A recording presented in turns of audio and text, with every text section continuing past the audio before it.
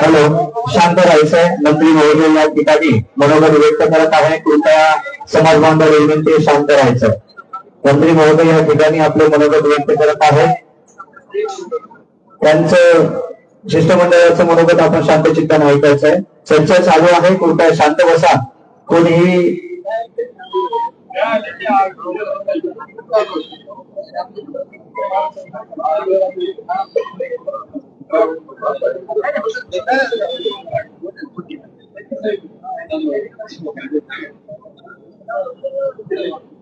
बोलेगा सविस्तर बोलेगा.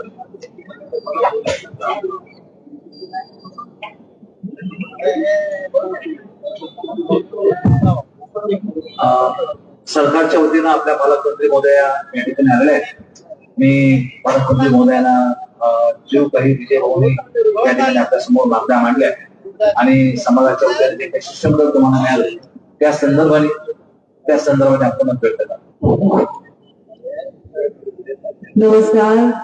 बऱ्याच सिटी माझ्या बसलेल्या बंधू भगिनींना मी पुस्तक असेल पंकजा मुंडे आपल्या विजय भाऊंची भेट घेण्यासाठी आलेले आहे. तुम्हा सर्वांना इथे आलेल्यांना माझा जय सेवालाल.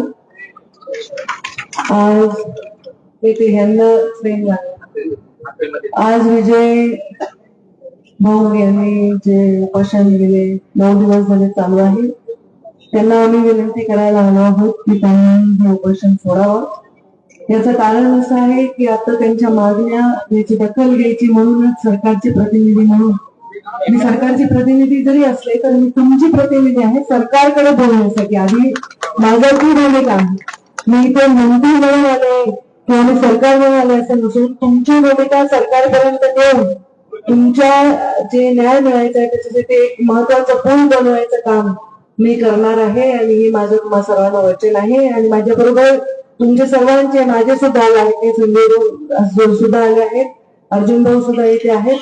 सर्व इथे विजय यांच्यावर प्रेम करणारे सर्व लोक आहेत. आता त्यांची तब्येत थोडी खालावत आहे आणि जेव्हा अशी परिस्थिती येते तेव्हा सरकारी अधिकाऱ्यांना किंवा सरकारला तुमच्या जीवाची काळजी करावी लागते. कोणी एखाद्या गर्दीमध्ये एखादा माणूस घातलेला घेऊन जातो तर त्याला काही पोलीस लोक जाळून देऊ शकत नाही ना, त्यांना वाचवच लागतं. आता जर तुम्ही आमरण उपोषण करणार म्हणल्यावर तुम्हाला न्याय मिळेपर्यंत तुमच्या जीवाला काही झालं तर ती जबाबदारी त्यांना उत्तर द्यावं लागतं उद्या आम्हाला. आणि त्यामुळे तुम्हाला रोखणं हे प्रशासनाचं शिवाय जरी खाल्लं तरी कामच आहे आणि आम्हाला तुमचा जीव मोलाचा आहे. तुम्ही बंजारा समाजाचे अनेक उदाहरण दिले की बंजारा समाजाने कसं लढलेला समाज आहे आणि मला तुम्हाला वेगळं सांगायची गरज नाही. मी पाहत आलेली आहे. हे खरं आहे की काही समाज हे गरीब आहेत, अजूनही मागास आहेत. माझाही समाज अजूनही ऊस तोडतो तर लोक म्हणतात तुम्ही ऊस तोडणं थांबवलं का? आता ऊस तोडणं थांबवण्यापेक्षा ऊस तोड कामगारांना हक्क मिळवून देणं, जास्तीचं त्यांना मानधन मिळवून देणं, त्यांच्या मुलांसाठी काहीतरी करणं हे आपलं कर्तव्य. तुमच्यासारखा एखादा लढणारा शिपाई एक अत्यंत ज्याला 9 दिवस बिना पाण्याचा बिना खाण्याचा थांबलेला व्यक्ती आज हा समाजासाठी जीव द्यायला निघालेला आहे. त्या समाजासाठी जीव द्यायला निघालेल्या व्यक्तीचा जीव किती मोलाचा आहे हे समाजाला आहे का नाही मोलाचा? आहे का नाही? विजय भाऊचा जीव मोलाचा बचेंगे तो और भी लढेंगे असं असतं की नाही? त्याच्यामुळे तुमचा जीव महत्वाचा आहे, तो मोलाचा आहे माझ्यासाठी आणि माझ्या इथे जमलेल्या सर्व बांधवांसाठी, संजय भाऊंसाठी देखील. त्यामुळे आता सरकारची भूमिका कशी आहे?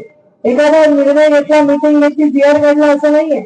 आपण सर्वजण आता काय करतोय, आपण सर्वजण मराठा आरक्षणाकडे बघतोय आणि मराठा आरक्षणात जे झालं त्याच्याप्रमाणे 1 दिवसात जीआर काढला तसं नाही. आपला जो विषय आहे तो केंद्र शासनाकडे आहे आणि ही जर लढाई 40-50 वर्ष यशस्वी होत नाही याचा अर्थ लढाईमध्ये खूप साधी लढाई नाही, मोठी लढाई, अडचणीची लढाई आहे आणि या लढाईमध्ये यश येण्यासाठी आम्ही तुमच्या बरोबर आहोत.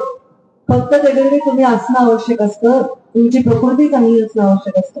मुख्यमंत्री महोदय आता नाशिकमध्ये एका सभेत आहेत. त्यांनी मला सांगितलं की या सगळ्यांचं डेलिगेशन तयार करा. आम्ही बंजारा समाजाचंही डेलिगेशन घेऊन दिलं. तुमच्या महत्वाच्या मागण्या आहेत. एक महत्वाची मागणी म्हणजे केंद्र शासनाला तुम्ही प्रस्ताव पाठवायचा. आता यासाठी फार प्रोसिजर आहे. मागासवर्गीय आयोगाचा सगळा आपल्याला त्याचा रिपोर्ट लागतो. हे सगळ्या गोष्टी आहेत. त्यामुळे GR काही एक दिवसात तो काढता येत नाही. दुसरं तुम्ही म्हणले की दुसऱ्या समाजांना जशा दिल्या तशा सवलती आम्हाला नाही. त्या संदर्भामध्ये ते निर्णय सुद्धा असा 1 तासात घेण्यासारखे नाही. पण तो निर्णय व्हावा यासाठी मी स्वतः आग्रह करेन. मुख्यमंत्री महोदयांची तुमची भेट झाली. आपण एक टाइम पिरियड तयार करू. टाइम पिरियड तयार ठेवल्यानंतर आपण ठरवू की 3 महिन्यात 6 महिन्यात या गोष्टी करून अधिवेशनामध्ये ठेवावं लागेल. ह्या सगळ्या गोष्टींसाठी आपल्याला वेळ द्यावा लागेल. आपण तर BEd आहात, शिक्षक आहात. आपल्याला माहिती आहे की शासनाचे निर्णय GR हे कसे आहेत. पण ते असं एका क्षणात एका दिवसात येऊन आपण समाजाला असं काहीतरी चुकीची माहिती नाही देऊ शकणार. मी तुम्हाला वचन देते की बंजारा समाजाच्या हक्काच्या मागण्यासाठी तुमच्या बाजूने मी सरकारच्या समोर उभं राहून हा विषय मांडेल. मी तुम्हाला वचन देते की देवेंद्र फडणवीस तुम्हाला वेळ देतील, तुमचं सगळं ऐकून घेतील. 55 मोर्चे निघाले, गावोगावी लोक उपोषणाला बसलेत. आता बंजारा समाजाचे लोक पातळीत उपोषणाला बसलेत. प्रत्येक समाज आज आमरण उपोषणाकडे वाटचाल करत असताना सरकारची भूमिका ही फार तारेवरची कसरतीची आहे. आज सरकारला गरिबांविषयी प्रेम आहे. आम्हाला गरिबांविषयी प्रेम आहे. आम्ही गरिबांच्याच प्रतिनिधित्व करतो. आता आम्ही भाग्यवान की आमची 3री पिढी येऊन आम्ही इथपर्यंत आलोय. पण जी पहिली पिढी आहे, जे गरीब आहेत, ऊस तोडतायत, कष्ट करतायत, त्यांची पुढची पिढी तर ते करू नये. हे कर्तव्य आमचं. तुम्ही सोमवार किंवा मंगळवारी आपण एक डेलिगेशन घेऊन जाऊ. तुमच्या बरोबरचे 5-6 लोक सोबत नेऊ. तुमच्या बरोबरचे तज्ञ लोक सोबत नेऊ. हे सगळे विषय आम्ही तिथले तज्ञ बनवून घेतो. लॉ अँड ज्युडिशरीचे माणसं बोलून घेतो. समाज कल्याणचे माणसं बोलून घेतो. मागासवर्गीय आयोगाचे बोलून घेतो. सगळे समोर बसून तिथल्या तिथे या गोष्टी चर्चा करू. आता पण असं झालं नाही. मी विजय भाऊंचं अभिनंदन करते की एवढं मोठं बंजारा समाजाच्यासाठी एवढं आंदोलन आतापर्यंत मी पण पाहिलं. एवढं मोठं आंदोलन आता त्यांनी केलेलं आहे. आता हे माझा पालकमंत्री म्हणून इथे माझा जिल्हा आहे आणि या जिल्ह्यामध्ये सर्वच जातींचे आंदोलन चालू आहे. आणि त्या प्रत्येकाला मी जाऊन हा शब्द घेत असताना मलाही विचार करावा लागतो की मी या शब्दांना पूर्ण कसं करू. तर ते केवळ कायद्याने करता येईल. कायद्याच्या पेक्षा मोठं कोणी नाही. या देशामधला कोणी नेता नाही, सरकार नाही. कायदा हा सर्वश्रेष्ठ आपल्या देशाने मानतो. कायद्यामध्ये बंजारा समाजाला न्याय मिळावा यासाठी आपण प्रयत्न करू. तुम्ही माझं विनंती ऐका. आम्ही तुमच्यापर्यंत आलो. आणि आजकाल काय की आम्ही आलोय तुमच्यापर्यंत, हे आमचं प्रेम आहे. आम्हाला काळजी म्हणून आलो.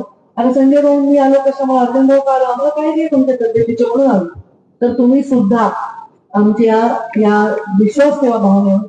आता मी उठणार नाही, माझा जीव राहील तरी चालेल, मला इथे जा असं म्हणून तुम्ही तुमच्यासाठी लढणाऱ्या तरुणांची त्याच्यामुळे ऊर्जा कमी करताय. अरे बंजारा समाज तर लढणारा आणि लढवणारा समाज आहे. तुम्ही लढून यश मिळवा.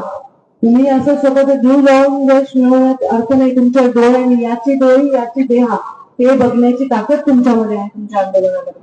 तर तुम्ही आम्हाला विनंती आहे, तुम्ही एकदा येऊन बघा. कसलं तर तुम्ही मग प्रयत्न करा. पण शेवटी काही मिळवून घ्यायचं असेल तर त्याला दुसरा पर्याय नाही. आपल्याला काही शासकीय प्रशासकीय बंधन आहे. तर तुम्ही या मुख्यमंत्र्यांबरोबर बैठक करू. तुमचं डेलिगेशन येईल आणि ते सगळी चर्चा आपण करू. स्वतः संजू भाऊ राहतील, स्वतः शिंदे साहेब राहतील. आणि या विषयाला मार्गी कसं लावायचं, किती वेळेत लावायचं, काय टाइम लावायचं या संदर्भामध्ये डायरेक्ट आपल्याला मार्गदर्शन करतो. माझी विनंती आहे, तुमची तब्येत खराब आहे. मी असले इथे बसल्या बसल्या डोंगच परत काढलं परत लावतो तर तुमची प्रकृती खराब होते. तर तुमच्यावर प्रेम करणाऱ्यांनी हे घोषणा देणे बरोबर आहे. आरक्षण आमच्या हक्काचं नाही, कुणाच्या बापाचं. बरोबर आहे, कुणाच्या बापाचं नाही, आपल्या हक्काचं आहे. ते मिळवून घ्यायचंच आहे, त्याच्यात वादच नाही. पण आपला मोरक्या आपला सेनापती तर पटला पाहिजे ना. पहिले लोक युद्धाला जायचे तर सेनापतीच्या आजूबाजूला सैन्य घेराव करून असे, कारण सेनापती वाचला तर युद्ध चालतं. सेनापती वाचला तर युद्ध कसं चालेल. तुम्हाला वाटत नाही का चिंता बंजारा समाजाची की कसं चालेल. त्यामुळे तुम्ही स्वतःची काळजी घ्यायची. आम्ही तुमच्यापर्यंत आलो, नम्र होऊन आलो, हात पसरून आलो, विनंती करायला आलो. मग आता ही विनंती तुम्हाला मान्यच करावं लागेल. आम्ही तुमच्या शरण आलोय, तुमच्या या एवढ्या मोठ्या निश्चयाला. हे तुमचा विजय आहे. विजय तुमच्या नावाचाच विजय. विजय या नावात विजय झाला पाहिजे. विजय या नावामध्ये हार झाली नाही पाहिजे.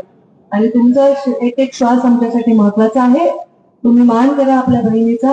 मी पण तुमच्यासारखीच आहे.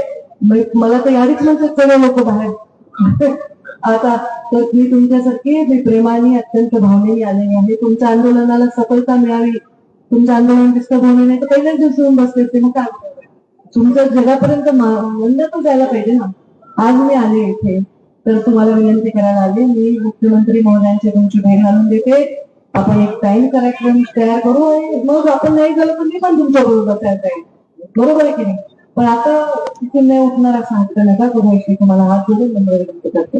आणि आता संजू भाऊ गोरुमाटी मग